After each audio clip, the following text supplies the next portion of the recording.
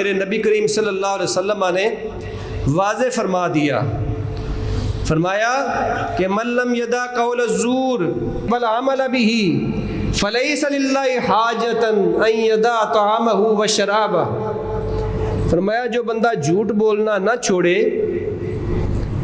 جھوٹ بولنا، جھوٹ ایک گناہ کبائر گناہوں میں سے ایک گناہ ہے جو اس وقت درجہ اتم میں موجود ہے ہمارے اندر، یعنی ہم نے ہر بات میں جھوٹ بولنا ہے۔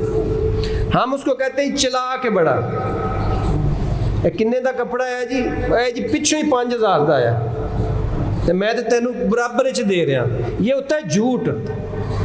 حضور نے فرمایا من لم یدع قول الزور، جو سچ نہ بولے، جو جھوٹی بات کہے، والعمل به، اور اس طرح کے کام کرے، فلیس للہ حاجۃ ان یدع طعامہ وشرابہ، اللہ کو اس کے بھوکا پیاسا رہنے کی ضرورت نہیں ہے،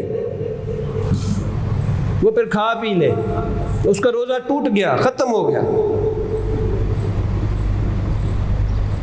پھر فرمایا، میں آپ کو نمونے بتا رہا ہوں، نبی کریم صلی اللہ علیہ وسلم نے روزے کی جو کنڈیشنز بتائیں،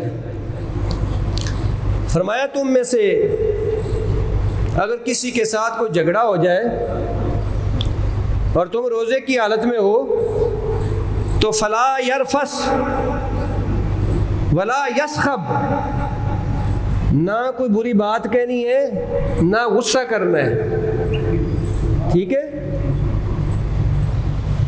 فَإِن صَابَهُ، اور اگر تمہیں کوئی گالی دے، کوئی بری بات کرے، او قاتلہ، یا تمہارے ساتھ جھگڑا کرے، تو کیا کہنا ہے؟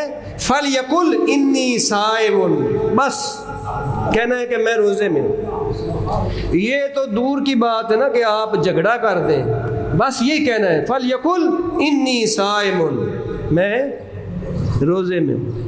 یہ ہے وہ روزہ جس کا بدلہ اللہ کی ذات ہے، یہ ہے وہ روزہ۔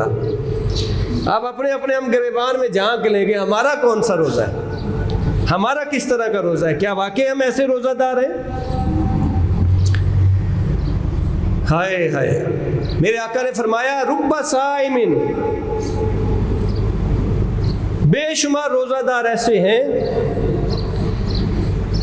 کہ فلیس لہ من صیامہ الا الجوع والعطش، بے شمار روزہ دار ایسے ہیں کہ ان کو ان کے روزے میں سے بھوک اور پیاس کے علاوہ کچھ نہیں ملتا۔ اب روزہ رکھا ہوا ہے لیکن ان کی حرکتیں ایسی ہیں کہ صرف بھوک اور پیاس کے علاوہ تقویٰ تو ہے ہی نہیں۔ وَلَعَلَّكُمْ تَتَّقُونَ کہا گیا نا، روزہ اس لیے رکھو تاکہ تم پرہیزگار ہو جاؤ، تقوی والے ہو جاؤ۔ تو تقویٰ کس کو کہتے ہیں؟ تقویٰ کہتے ہیں نا کہ ساری بری باتوں کو چھوڑ دینا، اسی تقویٰ کہتے ہیں۔ اور اگر تقوی حاصل نہیں ہوا تو پھر روزہ کیسا؟ پھر فرمایا رب قائم لیس لہ من قیامہ الا السحر، بے شمار ایسے راتوں میں قیام کرنے والے ایسے ہیں جن کو سوائے بے خوابی کے، پنجابی انیندرے دے علاوہ کچھ نہیں ملتا۔